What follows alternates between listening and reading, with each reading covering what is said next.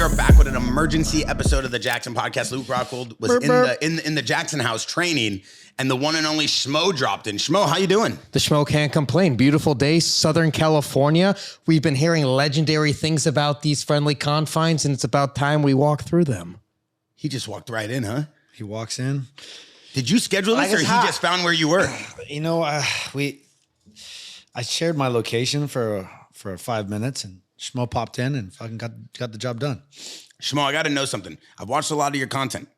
You're enthusiastic at the same time. You're powerful with the mic. You know what you're doing. You demand respect when you walk into these gyms. Has there ever been a time where you've been fearful?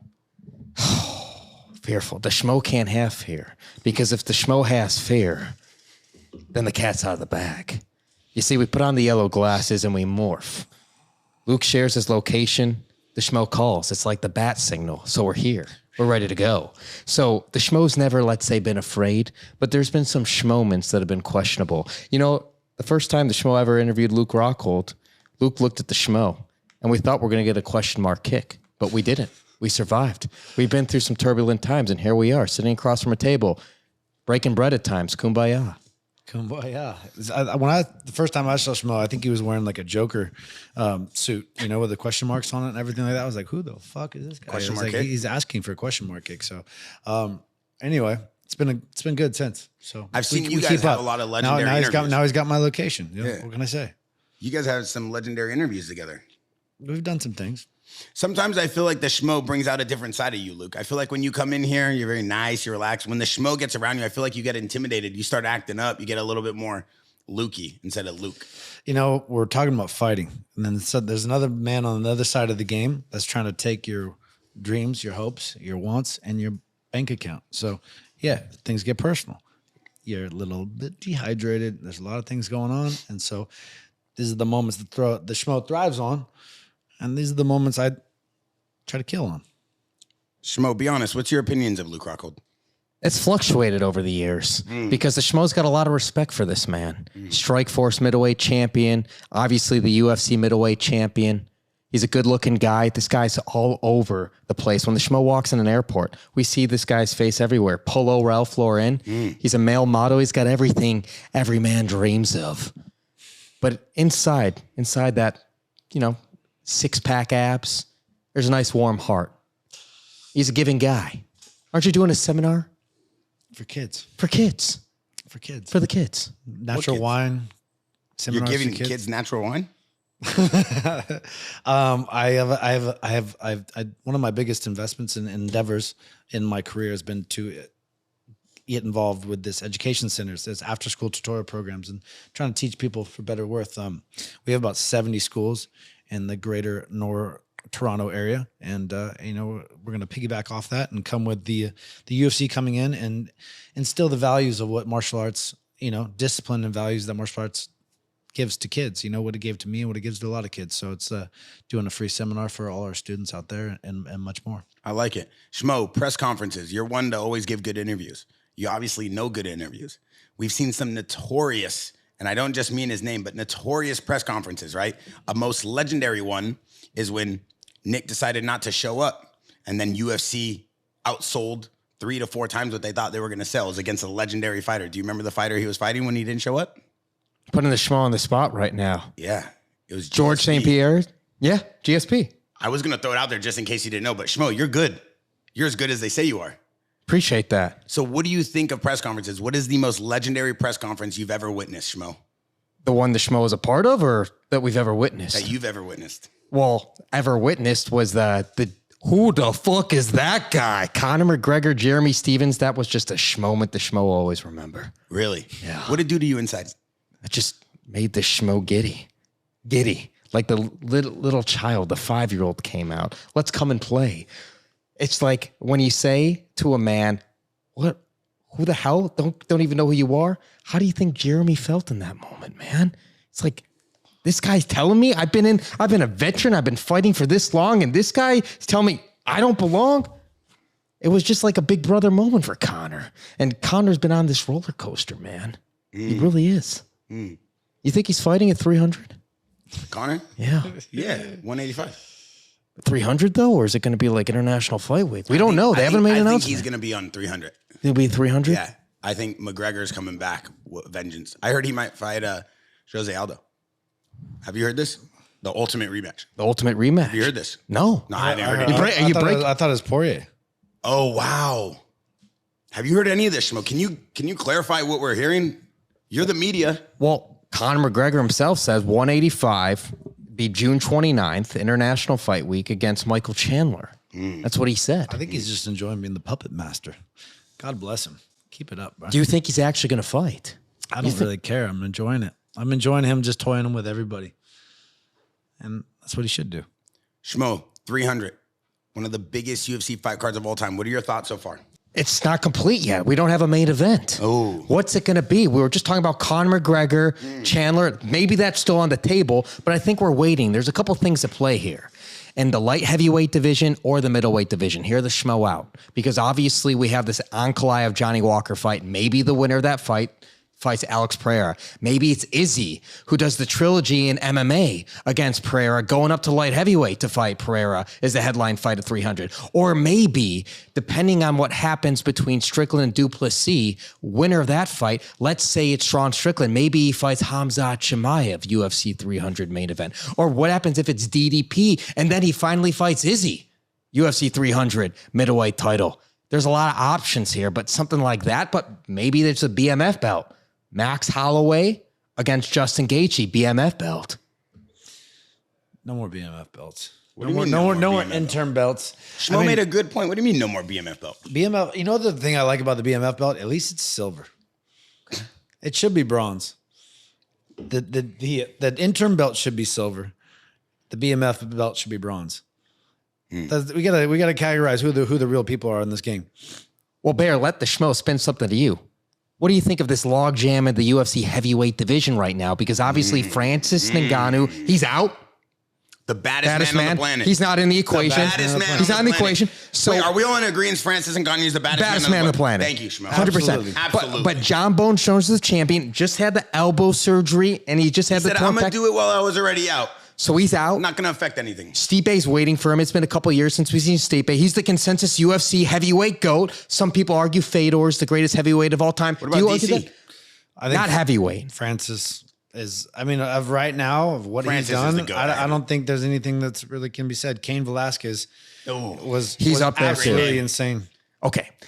Anyways, so Stipe and John Jones, they want to fight each other, but then Tommy Aspinall, UFC 295, Madison Square Garden, stepped up short notice, saved the card.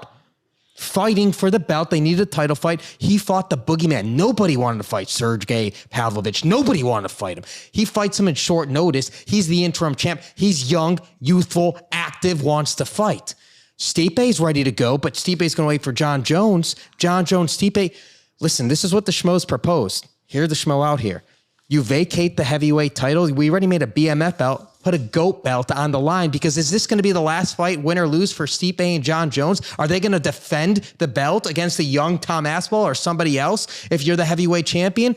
Or are you just going to continue this logjam? Have those guys fight over a GOAT belt. Let him be undisputed and Tom Aspinall. And if the winner of Stipe and John Jones wants to fight for the heavyweight title, whether Tom Aspinall's holding the belt or not, give him the opportunity to fight whoever's the undisputed heavyweight champion. I like Tom Aspinall and Stipe. I mean, I think Aspinall's an interim champ, right? Yes. Mm-hmm. Yes. I mean, like, incredible jiu-jitsu wrestling. He's a talent. Speed. He's a talent. Incredible. He's a talent, but like let him have a chance to fight for a real belt.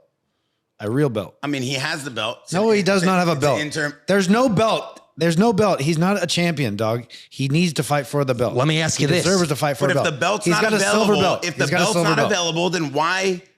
People just didn't understand. It's a silver belt. Outside of the interim tag, how is that any different than the belt that John Jones beat when he beat Cyril Gahn? Oh, I mean, John's been on top of the game for a long time, so he's already. Tell him. John is still the light heavyweight champ too. You know what I mean?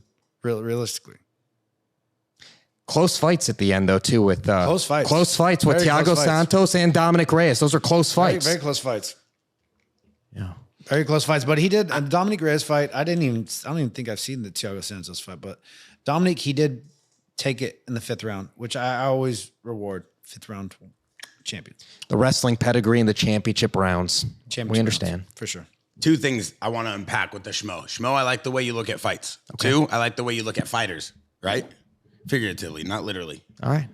Behind Could be those both. behind those yellow glasses, I don't know what you're looking at. But listen, I want to know something. How about Surreal Gone and Aspinall? I just thought of that for a second. There we go. If you allow him to defend this belt, that would be a great title defense. Cyril Gane got just rolled up by John Jones. I mean, it's not really much of a fight. I want to see Stipe. I want to see the man himself. No, right? Surreal Gone beat himself before that fight I want to started. see Stipe fight Aspinall. Do you remember Stipe's last fight? Yeah. You know how many years ago it was? 3-4 years ago. What are we doing here? All right. Give this man the chance to battle someone. He's got a little ring rust. So then we get the best of him versus John Jones. So no matter what happens, Stipe still gets the John Jones fight, but let him get the ring rust out of the way so he goes into John Jones warmed up. Why can't we talk about this? But if he loses to Tom Aspinall, doesn't lose some lust that fight against John Jones? Listen, if we are fight fans and we love MMA, that fight builds up the John Jones fight. Baby. Yes, if we're fight fans and we love MMA and we don't care about records, but we love seeing the best of the best brawl like Pride Days, let him fight. Whatever the outcome happens. We know that Aspinall is in his prime, one of the nastiest strikers. His ground game's phenomenal. Let him warm up with Aspinall. Whether he loses or wins, I want to see the mega fight. I want to see John Jones and Stipe before the career is done. Here you go. You got Aspinall. He's English. So let's see how good his wrestling is. Stipe is a good wrestler. So an Englishman, they can't always wrestle. So if Stipe can employ wrestling and boxing and do his thing with him, beat him, then he deserves. Then this fight with John Jones is that much bigger. It makes him bring back to relevance. If Aspinall is able to get past Stipe, that makes him a big draw. Then you have a big fight. Everything mounts up perfectly. You just gotta get that fight out of the way. That fight is perfect for both guys and that division right now. Amen. I think that needs to happen. Amen. But why won't Stipe take the fight? Tom Aspinall said he'd take the fight. Stipe won't take it. He wants one fight. That's all he wants. It's a dangerous fight. He wants the John Jones fight before he sails on his way. Yeah, of course. That's it. And he's deserved the right for that, right? Yeah, but if the UFC goes to him, Dana White's the GOAT at this. He knows how to put together cards. If the UFC goes to him and says, listen, no matter what happens, we're giving you the John Jones fight, sign the deal, give the fans what they want. We want Aspinall fighting. We don't want to see him sidelined. And with all this chit chat with John Jones and Aspinall yelling all over each other on Twitter, I want to see who would win that fight. You feel me or no? I love that matchup too. How far is John Jones out? We just had elbow surgery. Schmo thinks that would make sense for International Fight Week, especially if Conor McGregor really was just teasing and he's fighting UFC 300. What elbow surgery did he have? He said, I don't know. I don't know if it was the UCL. Like he said, I'm going to do it while I'm out anyways. If it's Tommy John, I heard they come back. They throw harder after. Oh, he still had the torn pec though. Yeah, he still has a torn pec. Yeah. He's just falling apart. Well, he's old, but he's still the best. He's still the GOAT. Schmo, right now, is John Jones the greatest UFC fighter of all time? Yeah. Who else would you say? GSP? And who's number 2? You could put GSP at number 2. And who's number 3? You're putting the Schmo on the spot with this Goat Mountain right here. I would say in their primes too. Anderson, the Spider Silva, you got to put them up right there in their primes. Don't forget Mighty Mouse. Mighty Mouse too, yeah, absolutely. That's your 4. He's dynamic. That's the Schmo's Mount Rushmore right there. Can I put you on the spot? Yeah, put the Schmo on the spot. Who had a better career, Tyrone Woodley or Stylebender?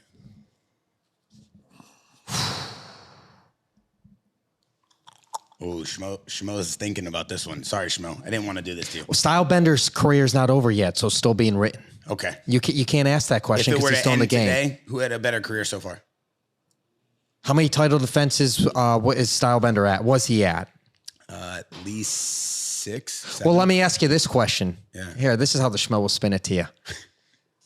People make the argument greatest middleweight of all time.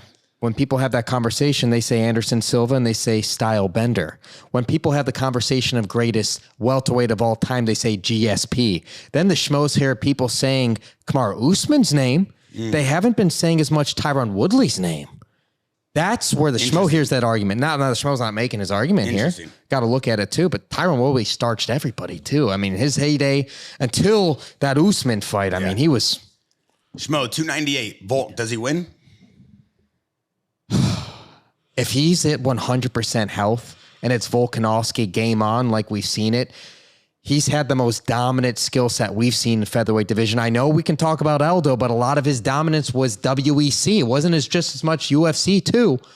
So if Volk is on his A game and he's the Volk we saw before the Islam fights, I mean, how do you bet against that guy? Yeah, Volk's pretty hard hard to beat. And before we let you this go, kid's nasty. But we love Ilya. Before- Ilya's is striking is nasty. fantastic, and his grappling's good too. He hasn't really even been tested in that department yet. No, he hasn't. And this will test every bit of him. before we go, because this is a good one and it's close to heart to both of us, because we know this man is champion worthy and we know he can wear the strap. Cheeto Vera, the sugar. Does he got real estate still in his mind? He's the only one to put a 1 next to that number in Sugar Sean O'Malley. We Why talked does O'Malley about say he's undefeated? because it was the perennial nerve, and he didn't want to go down like that. He had the droplet situation. We saw what happened when Michael Chandler had that in his fight too, in Bellator. How many times is perennial nerve given out? It's It's gonna be a great fight. So who wins it, Schmo? It's going to be who establishes their dominance. The Schmo can't wait for this great fight. We haven't dissected this yet. Cheeto Vera. Luke, we appreciate you. I'm glad to see you and the Schmo on good talking terms. Last time I heard that you guys were going to fight. I don't know why. I hope not. I saw you guys walking out of I think it was Ruka a few months back. It looked like you guys were arguing at each other in the parking lot, but is everything good between you two? It's been a minute. Okay. Schmo, we'll see you soon with Bobby Green. We'll see you soon with Rampage Jackson, which is going to be an amazing one, but I need you to behave with him. I heard you guys have smoke for some reason. What did you call him? You called him Shannon Briggs or something? What were you saying about Rampage? No. Rampage just wanted to see the Schmo's rear naked choke, so we gave him the smoke, and he just, we apologize, but. But are you guys cool now? Yeah, I think so. All right. Schmo, you're a great guy. You're doing a lot for the MMA community. People love you. They love hearing from you. Luke, we like to see you happy. Look how nice he is. Very calm, very relaxed, good energy. You see this? It's a whole new sign of Luke no one's ever seen when he's here at the JAXXON House, right? Except he tried to take those 2 girls home the other night. And I said, yo, Schmo, one of them's got a girl. The other one, like, what are you doing? The guy's here. Like, Luke, you see girls here. You just, all of a sudden he takes off his pads. His shirt comes off. He starts kicking the bag, his abs. Chill when the girls are in the gym, huh? You got to keep him away from the eye candy. It's this seat. I think this seat's wearing off of me, Rampage. you know what happens in the He's still in Vietnam chasing girls. Yeah. I don't know what he's doing. Listen, JAXXON Podcast, Schmo, thank you for coming by. We hope the audience loves seeing you. We're trying to mix things up here. We're trying to do what we can for the MMA community. We got the one and only Luke. He always steps in when Rampage isn't here. Or we fly in Tyron Woodley. He's normally in Dubai racing around cars at the K1 Speedway, the little go-karts. But besides that, we appreciate everybody. Leave a comment. Let us know what you want to see. Schmo, you're one of a kind. Appreciate I'm you out. guys. Verdi GDO.